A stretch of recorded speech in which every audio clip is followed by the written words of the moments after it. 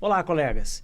Está no ar mais um novo programa Anamnese, aquele programa que destaca histórias importantes da medicina, de médicos que, com dedicação e coragem, mudaram a história do Rio Grande do Sul. E hoje eu tenho o prazer enorme de entrevistar o Dr. Felipe Vasconcelos, nosso vice-presidente, mas que é médico do SAMU, foi gestor hospitalar e é um indivíduo que foi, inclusive, representante no Conselho Regional de Medicina, portanto envolvido com as questões médicas de longo prazo. Mas é um guri de soledade, que veio da fazenda, que gosta de cavalos, que tem uma vida fora da medicina bastante interessante. Portanto, certamente vamos ouvir histórias muito boas, especialmente aquelas da enchente, que recentemente fechou um ano no nosso estado. Bem-vindos, doutor Felipe. Bom dia, doutor Matias. É uma honra estar no seu programa aí. Meu colega de sindicato, né? É uma honra fazer parte da tua equipe aí. Deixa eu perguntar uma coisa. Como é que um guri de soledade, que tem foto de criança ao lado de cavalo, vai trabalhar todo santo dia com 3 aparelhos celulares fazendo medicina? Como é que houve essa mudança tão louca assim na tua vida? Os celulares, né? Realmente eu trabalho com 3 celulares. Um é para fazer videochamada, que a gente está toda hora tem uma videochamada, alguma coisa remota. E os outros 2, como eu tinha um 54 e um 51, e eu uso muito o telefone durante o dia, eu acabei ficando com os 2 números. Porque chegava no meio-dia, quando chega o meio-dia, o meu telefone já não tem bateria. Então era uma forma de ter powerbank pegando aqui e ali, o telefone. Tu que convive comigo, tu sabe que é uma loucura meus telefones, né? Mas é por isso dos telefones. Me conta uma coisa. Um piá lá numa cidade do interior e tal, que teu pai não é médico, o que deu na tua cabeça de fazer medicina? Eu tinha um tio que era médico e me incentivou muito a fazer medicina. Minha família também me incentivou bastante e eu gostava muito, admirava o meu tio na profissão dele. E aí eu me lembro que no Natal, eu era criancinha, eu ganhei um kitzinho, aquela maletinha básica, na tua época devia ter também, certamente. Que tinha um estetoscópio, tinha um otoscópio de plástico, e aí tu brincava de médico. E eu cresci um pouco, devia estar com uns 8, 9 anos, teve uma feira de ciências. E aí o meu tio me levou uma maleta que ele usava, que já era uma maleta mais velha, aquelas primeiras maletinhas que abria a sanfona, que tu devia ter também na época. E eu fui na feira de ciências e eu aferi a pressão dos convidados da feira lá. E aí comecei a tomar gosto e tal, e acabou vindo a época do vestibular, vamos fazer medicina, estava decidido, e com 18 anos eu tive a felicidade de passar no vestibular e acabei entrando na UBRA. Como é que é a vida de uma família, que não é uma família abastada, para ter um filho morando fora da cidade, tendo que pagar as contas da UBRA? Como é que foi isso? Porque certamente muitos de nós vivenciamos isso. Com certeza, minha família abriu mão de muitas coisas, foram 6 anos duros para bancar a faculdade aí, embora eu sendo filho único, mas o custo era um custo elevado, né? Uma faculdade particular não foi fácil. Eu sou muito grato aos meus pais porque eles abdicaram de muita coisa para essa construção da minha formação aí. E a relação tu e dos teus pais é forte, né? Acho que é uma coisa que eu percebo que é bastante importante. Até hoje, a tua família é muito próxima de ti mesmo, eles morando lá. Como é que funciona isso? Isso já é um benefício dos 3 telefones, Marcelo.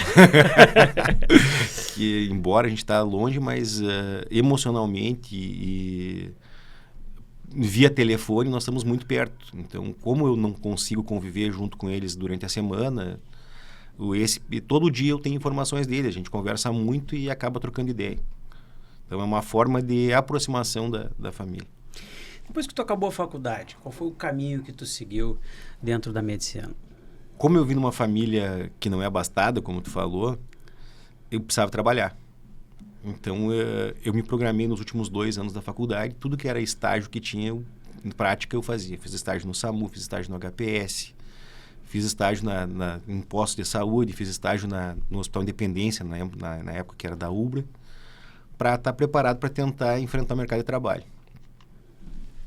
Quando eu saí da faculdade, eu me formei, foi no final de semana, na segunda-feira eu já estava com tudo encaminhado no CRM para pegar o registro. Assim que saiu o registro, no outro dia eu já estava de plantão. Eu já caí na emergência do hospital de Canela.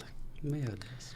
E aí eu ficava lá, fazia 36 horas de plantão, dormia 12 e fazia mais 36. Era algo muito forte o trabalho. E almoçar às vezes 5, 6 da tarde, quando dava no plantão. E aí fiquei 1 mês e pouco em Canela e acabei recebendo uma proposta de uma cidade interior. Porque naquela época, a maioria dos meus colegas, eles queriam fazer residência. E eu não, eu tinha um objetivo que é que eu vou trabalhar um tempo. Se eu vou fazer residência depois ou não, ficou uma incógnita na época. E aí acabei indo, a proposta, me ligaram para mim trabalhar na nossa licença. A gente tinha menos de 5 mil pessoas, tinha um hospital de 60 leitos. E tinha um médico que estava há muitos anos lá. E ele precisava de alguém para ajudar ele, não estava dando conta, era bastante trabalho. Então eu recebi o convite, fui lá conhecer o hospital, porque me insistiram muito, porque a minha ideia era ficar em Porto Alegre, não queria sair de Porto Alegre, então eu morava em Porto Alegre e trabalhava em Canela. E a proposta foi boa, e eu ainda me lembro que eu falei na hora, disse, não, olha, se vocês me fizerem essa proposta, que era uma proposta para mim não ir trabalhar lá, e os caras pediram para pensar. No momento que eles me ligaram para dar resposta, eu tinha dado a palavra, então vamos ter que ir. E nisso aí eu acabei trabalhando 5 anos nessa cidade. Lá tem uma história que é uma particularidade, que é uma cidade tão pequena que eu não tinha onde parar. Qual é a cidade? É Paim Filho, próximo a lá, a região de Erechim, aquela região lá. Tinha uma parte que não tinha asfalto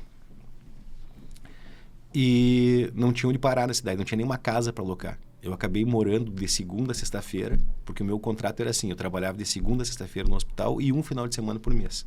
E 3 finais de semana eu estava em Porto Alegre. Então era a forma de eu sair, porque a cidade era muito pequena. Não tenho nada contra cidades pequenas, mas para alguém com 25 anos, recém-formado, solteiro, era meio complicado. Então, acabei morando dentro do hospital durante a semana. Eu tinha uma suíte do lado dos pacientes que eu ficava. Nessa cidade não tinha restaurante à noite, tinha só uma lancheria. Então, ou eu comia no hospital, ou eu comia X, que era a opção que tinha, não tinha outra coisa. E dentro do meio-dia tinha um restaurante, estava tranquilo.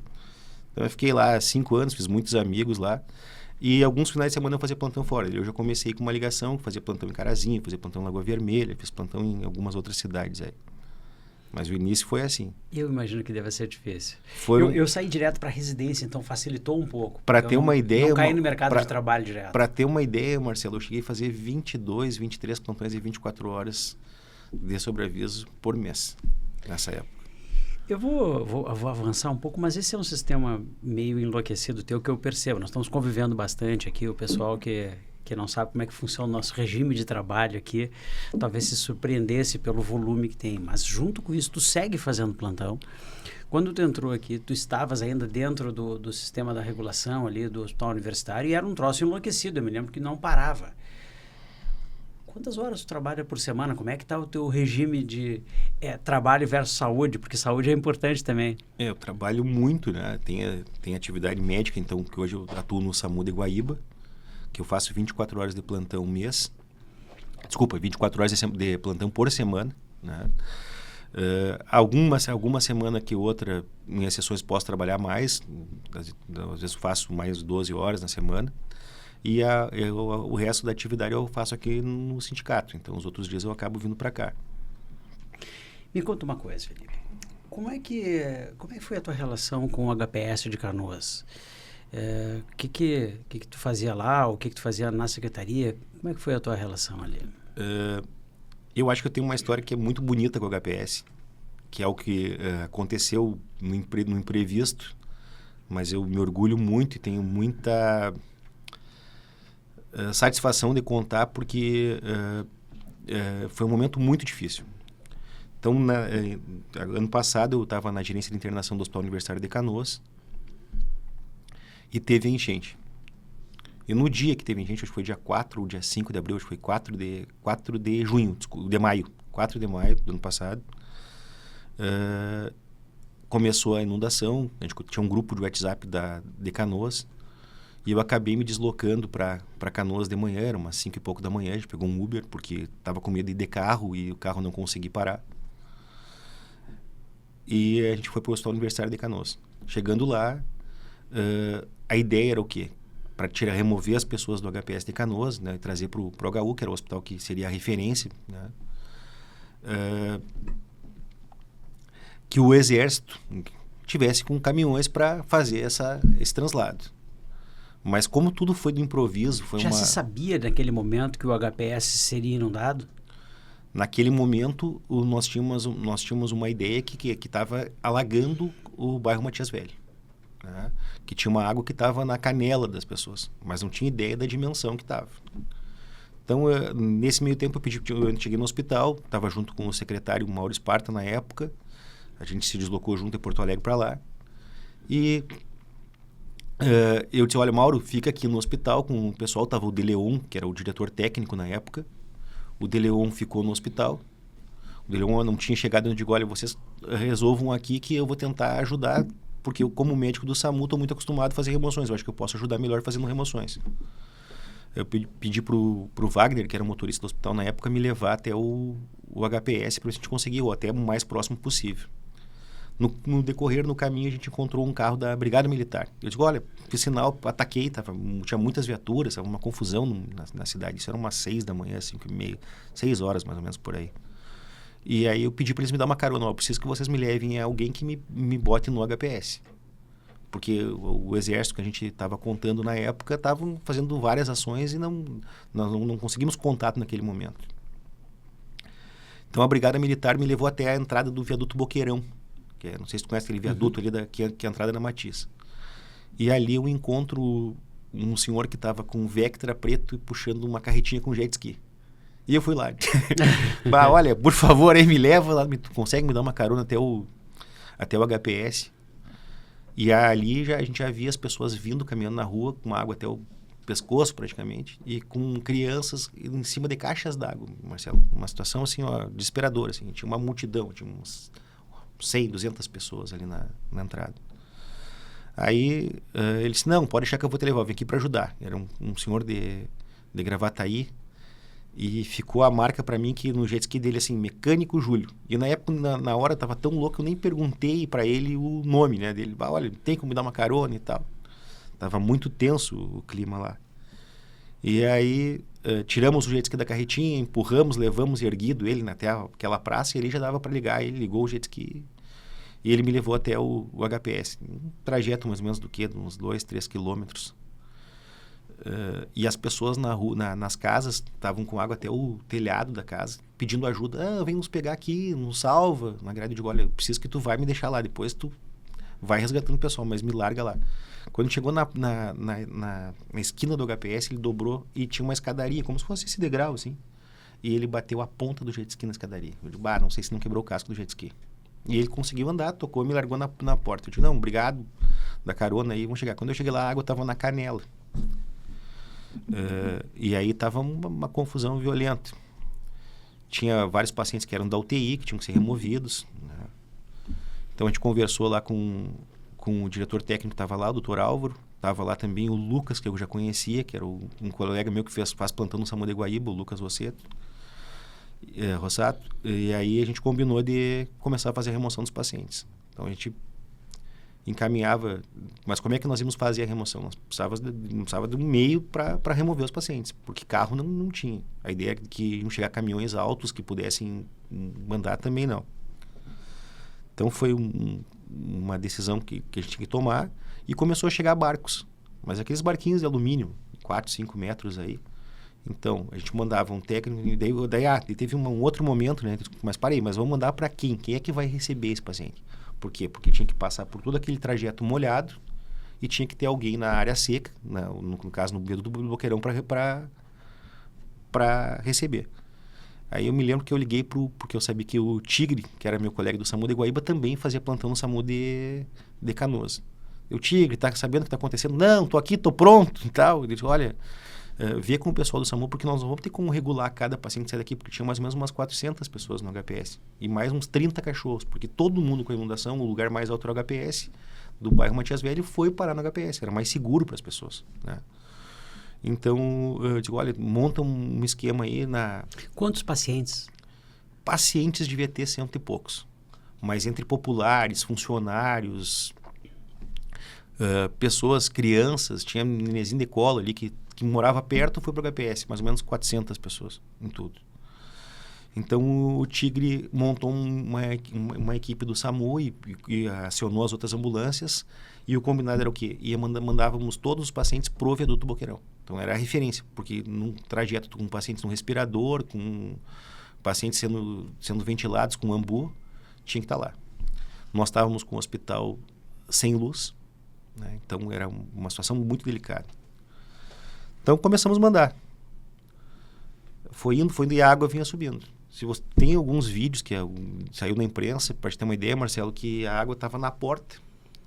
E aí começou um período muito difícil, porque a gente conseguiu remover de manhã pacientes até passar na porta. O pessoal ia pulando com a água por aqui, puxavam os pacientes com um colchão inflável. Então, mas de manhã a gente teve uma grande vitória, que era levamos todos os pacientes que estavam no respirador, a gente conseguiu tirar, que eram os mais graves, era o nosso grande medo, né, de dar problema. Quando se criou um outro problema, que daí era o quê? Como é que nós vamos remover os outros pacientes?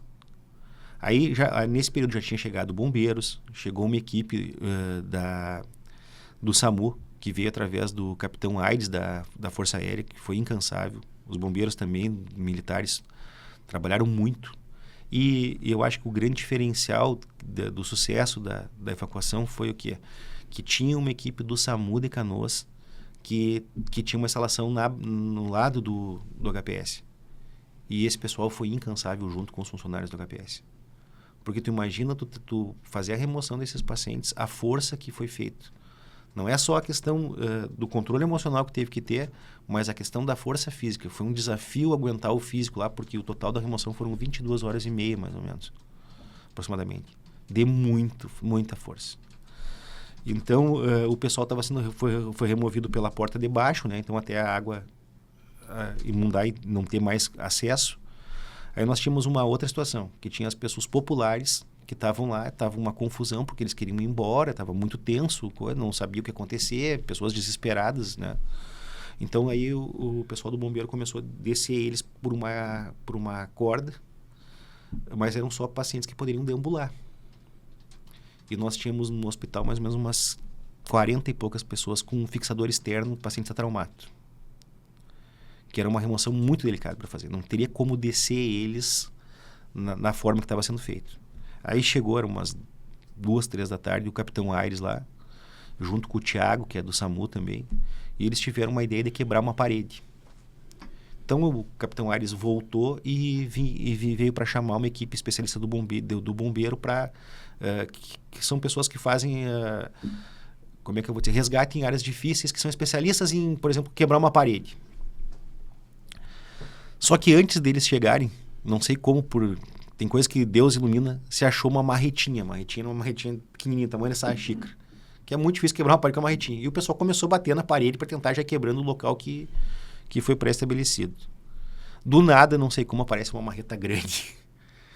Em questão de 2 horas a parede veio abaixo. Nós fizemos uma janela do tamanho mais ou menos dessa tela aqui, onde todos os pacientes do HPS saíram por ali. Então, o pessoal chegava com o barquinho, nós fazíamos o translado pela janela com o barco. Com o paciente no colchão, com o fixador externo em cima de um colchão, largava ele com o colchão do coisa em cima do barco. E aí seguiu o baile. E esse baile foi até as 2h30 da tarde. Isso, assim, essa história, ela é muito impactante. E eu vou dizer, as pessoas não conhecem essa história. Por incrível que pareça, nós estamos dentro do lugar que mais sofreu, né, a questão da enchente. E vou dizer que a nossa imprensa não contou dessa forma. Se for pegar, nós precisaríamos ter uma agência de cinema para fazer um documentário sobre isso. Porque é um assunto tão complexo, tem tanta história envolvida, histórias pessoais.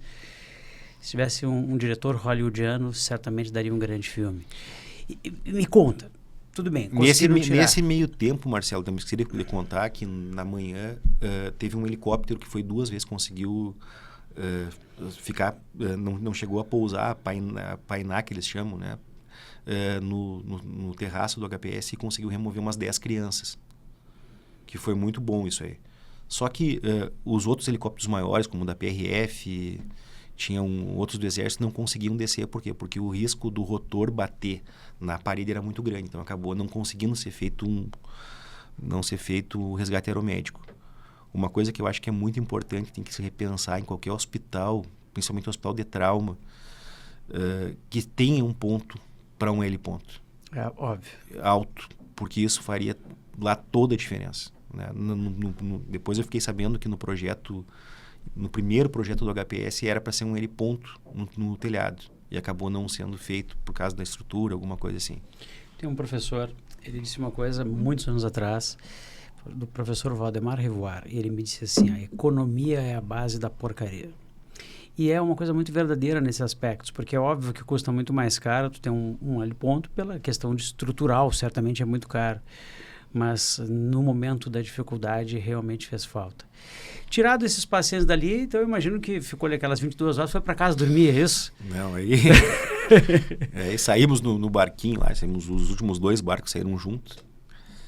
Tu ficou todo o período? Fiquei todo o período. A gente saiu de lá, era umas 2h30, entre 2h30 e 3 horas da manhã. Ou seja, o capitão é o último que sai do barco. Não, mas eu tinha um combinado com os funcionários lá do HPS que muitos queriam ir embora. Eu digo, olha, nós só vamos sair daqui junto. Eu vou ser o último a sair. Vocês me ajudem, né? Ajudem o pessoal a tirar aí, que a gente vai sair junto. Eu não vou deixar ninguém aqui. Mas tenho muito a agradecer às pessoas, porque eu liguei para muitos amigos no dia. Liguei para pessoas que eu nem tinha tanta intimidade, mas eu sabia que era de Canoas, que tinham amigos. Manda um amigo com um barquinho aqui. Precisamos de barquinho. E foi, querendo ou não, foram removidas mais ou menos 400 pessoas. Que coisa incrível. Tem muitas pessoas que estavam lá que podem contar essa história. Uma história bem... uma história de união de uma equipe que estava lá e foi muito coesa. O pessoal trabalhou muito, mas muito. Bombeiros, SAMU, os técnicos de enfermagem, os enfermeiros. Eu acho que a população tem que valorizar a área da saúde, porque o pessoal trabalhou intensamente. Os colegas que estavam lá, exaustos do plantão, de uma madrugada que foi muito tensa e se estendeu aquele dia, que era um dia que não tinha fim, né? Foi muito mais. Mas voltando ao tema que tu me perguntou, da saída de lá, então a gente saiu de lá, fomos para a área seca, chegamos lá, tava o Tigre com a UTI. Tava o Tigre com a UTI. Eu me lembro que eu saí, o Álvaro saiu junto, que era o diretor técnico na época, e nós fomos pro HU. Quando a gente chegou no HU lá, começou um choro, né? Normal, né? Aí tava o De Leon lá, que tava comandando a operação lá no HU. Fomos tomar um banho, né? Mas tava muito agitado, a gente estava muito agitado, porque não parava. E aí, vou descansar um pouquinho, porque tava com uma dor nas costas, dor nos braços, tava todo doído. Mas a gente não conseguiu, acabou olhando lá, e aí o hospital com o 10º andar, que estava fechado, cheio. A gente, no primeiro dia tinha pacientes que estavam dormindo em colchão, né? Mas foi a forma que deu. E depois a coisa tomou uma dimensão que andou com nem uma música, começou a funcionar. O hospital teve uma facilidade para absorver os pacientes. Foi montada uma mega estrutura no hospital.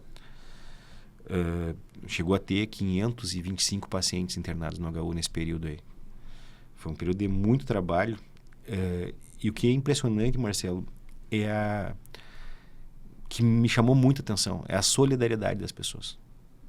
Veio pessoas do Brasil inteiro para ajudar o povo gaúcho. Doações, pessoas preocupadas.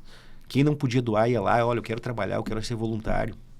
E os funcionários do hospital foram fantásticos, porque mais da metade dos funcionários lá perderam tudo. Tinha funcionário que ia trabalhar que não tinha roupa para usar, que ele tinha que usar uma roupa do hospital, porque era a única roupa que ele tinha. Então imagina ele com a casa destruída, com a família bagunçada, ainda ter que ir ali e ajudar o próximo. Então essas pessoas têm que ser muito valorizadas, porque foi uma época bem difícil. São os mesmos que hoje estão lá no HPS com atraso salarial, é isso? Sim. É incrível como é que funciona o nosso estado com E maiúsculo, não é necessariamente o estado do Rio Grande do Sul. E me conta uma coisa, quanto tempo tu ficou dentro do HU? Como é que foi a tua estadia no HU, tua internação no HU? O pessoal brincava comigo que eu ia ter que pagar, eu ia ter que cobrar eles iam me cobrar uma internação de longa permanência. Eu acabei ficando mais de 30 dias morando no HU. O morando era o quê? A gente botou um colchão lá na minha sala, usava o banheiro dos funcionários lá para tomar banho e roupa do bloco, porque eu fui para ficar um dia e eu acabei ficando 40.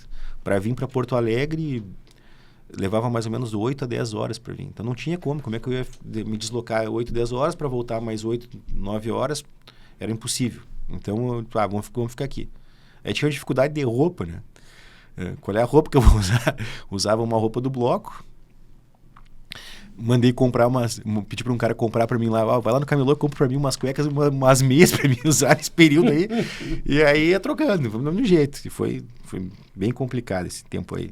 Tem muita história de superação ali no... Eu me lembro que chegou o Fernando Torelli do HCor para ajudar, que foi uma pessoa que nos ajudou muito, ele o Gabriel Dalla Costa.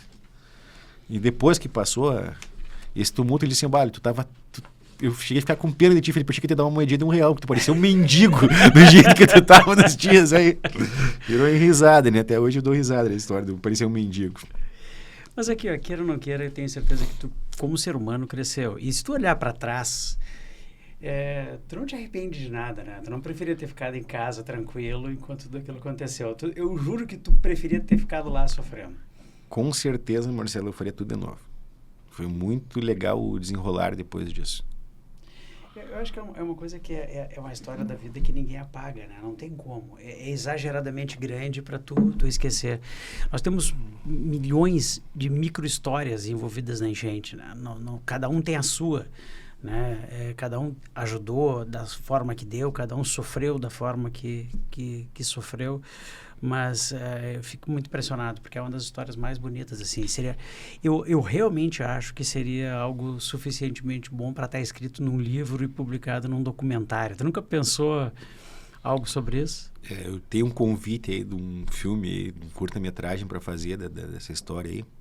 Possivelmente vai sair, mas o problema é a questão da nossa rotina, né, Marcelo? Que é meio que insana. Mas é injusto.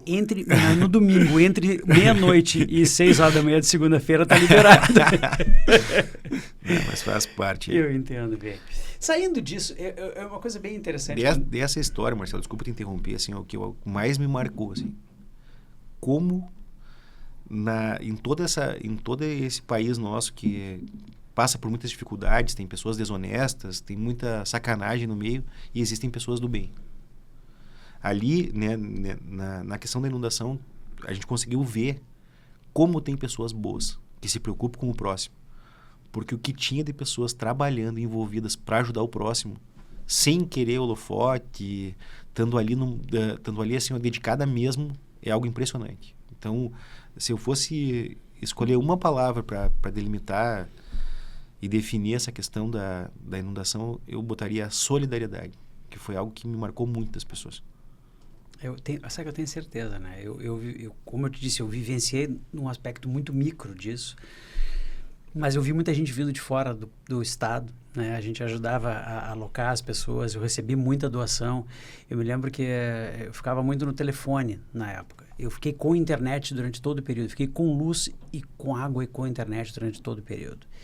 Então, eu fui, obviamente, um privilegiado, porque muito pouca gente teve isso, né? O lugar onde eu moro não teve inundação.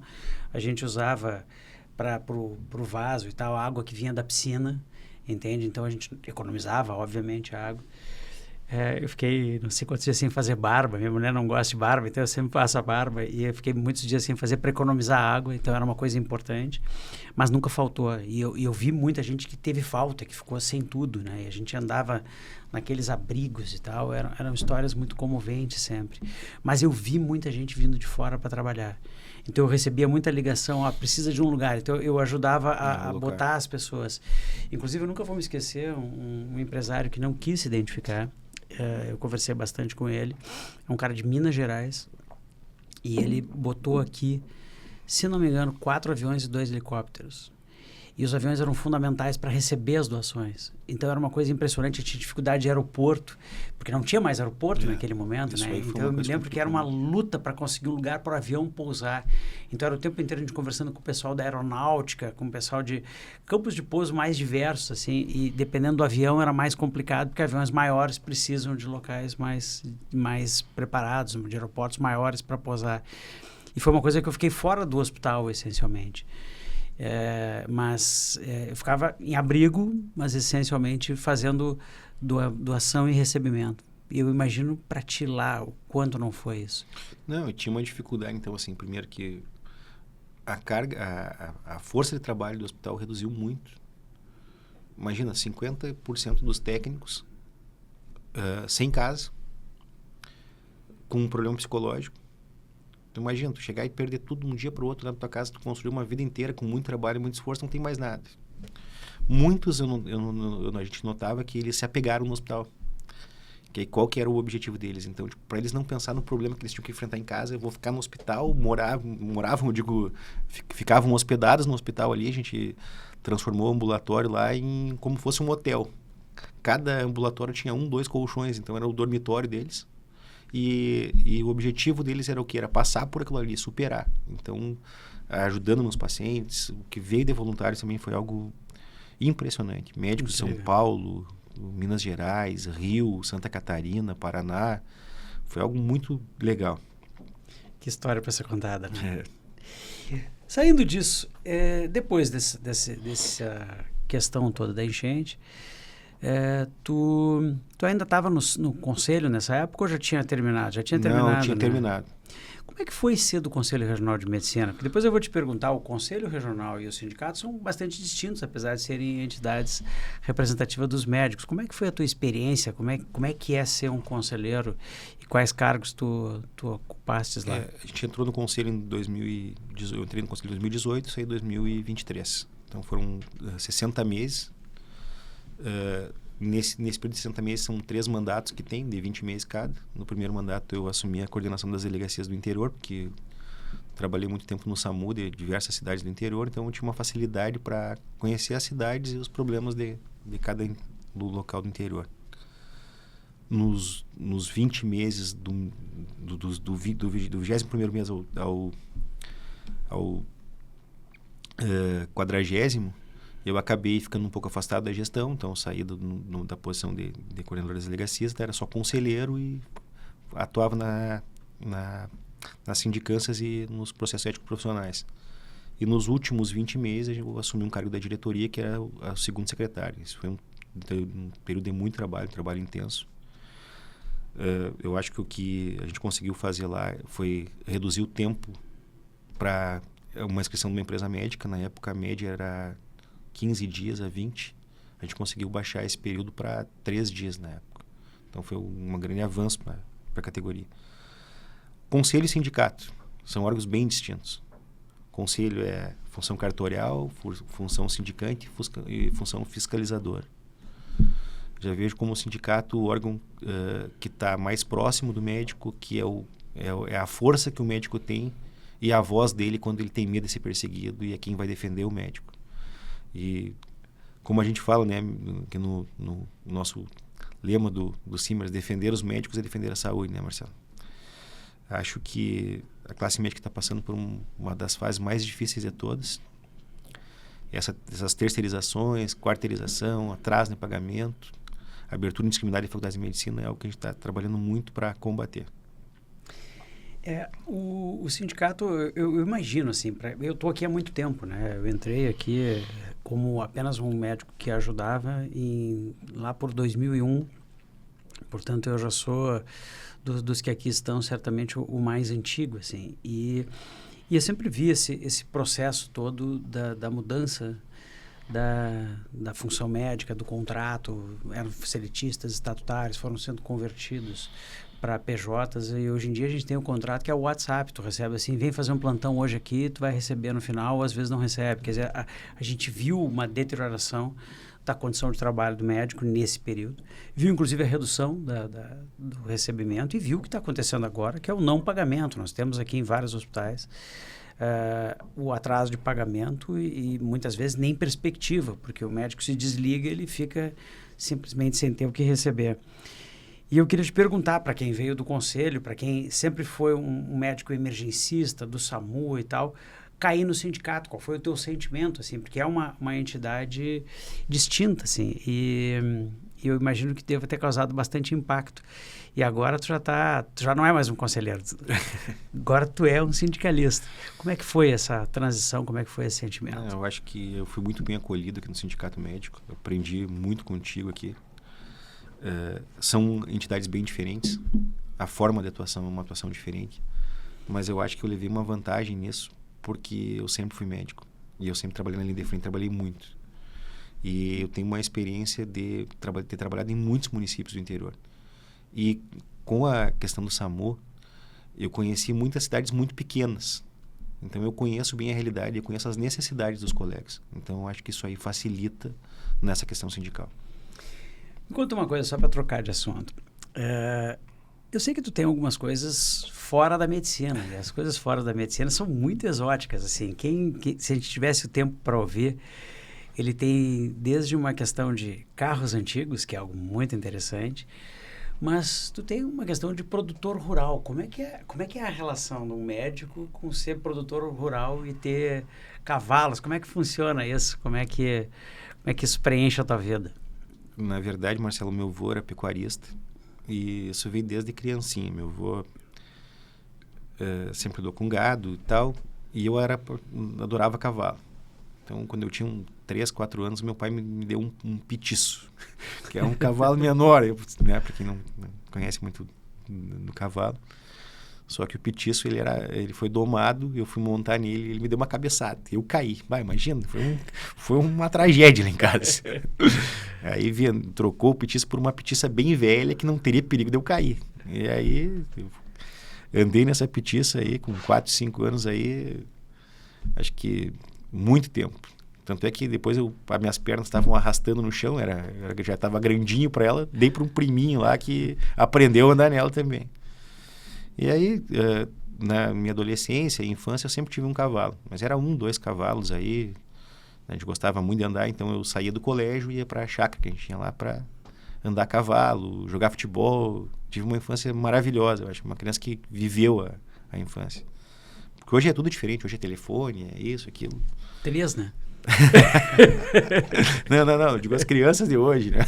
Eu não posso falar muito, né? Porque eu sou muito dependente da tecnologia. E depois que eu me formei, né, então tinha um sonho de ter cavalos e tal, meu avô faleceu, a gente acabou tomando conta da herança da minha mãe lá, que era a fazenda dele. Começamos a lidar com soja, daí por um determinado período a gente plantou, depois eu acabei arrendando a terra e comecei a lidar com cavalo. Primeiro foi com gado de corte, depois com cavalo.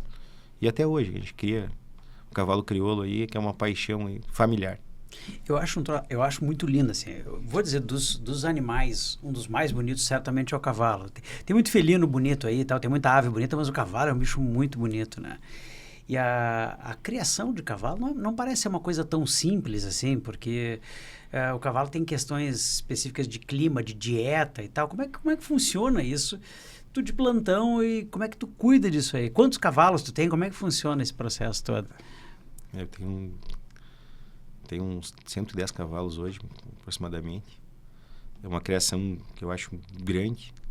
Então, a gente tem um local que é uma chácara onde tem a cabanha, que é o lugar que ficam os animais que ficam cocheirados, são os animais que vão para as exposições. E tem a questão dos animais da reprodução, que não são os garanhões, que são as éguas de cria que ficam no campo. A gente tem os funcionários que cuidam e o meu pai faz toda a supervisão e eu também faço supervisão no final de semana aí que eu vou para lá, né? Quando eu posso, eu tô lá. É muito bacana ouvir as histórias, porque é muito diferente da medicina, né? É muito fora do nosso esquema, né? O nosso esquema é que tu estuda, tem conhecimento, enfrenta um caso e vence. E o cavalo tem coisas que são imprevisíveis, né? De repente dá um frio muito grande, depois tem a questão do pasto, é tudo muito fora do nosso... Para quem não conhece, assim, como é que é a imprevisibilidade do assunto cavalos? Como é que eu vou te explicar, Marcelo?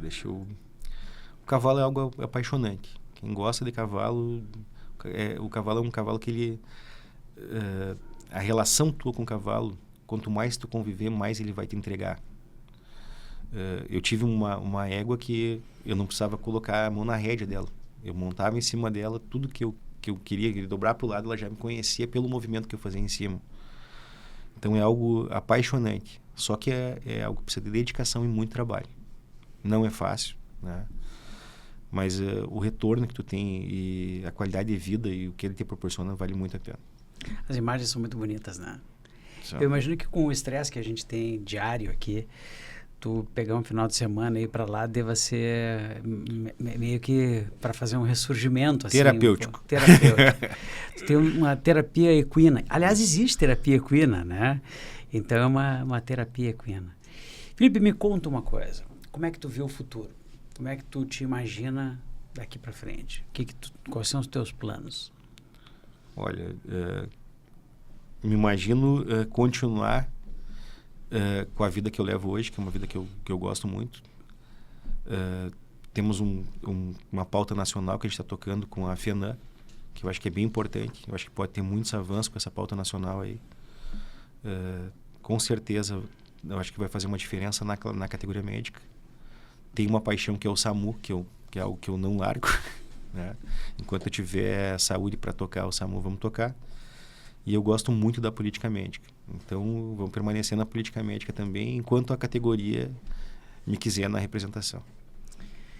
É um prazer enorme, colegas, ter convivendo, dividir mesas de negociação, dividir o meu dia com o Dr. Felipe Vasconcelos, um colega que é dedicado a muitas coisas, desde a medicina até a nossa defesa. E, portanto, nós certamente vamos construir muito juntos. Foi um prazer enorme ter tido no nosso programa aqui a Anamnese. Toda semana estaremos juntos e lhes aguardamos para juntos curtirmos o nosso Anamnese com Marcelo Matias. Muito obrigado, Felipe. Obrigado, Marcelo. Eu que agradeço a oportunidade aí. Sucesso no programa. Muito obrigado.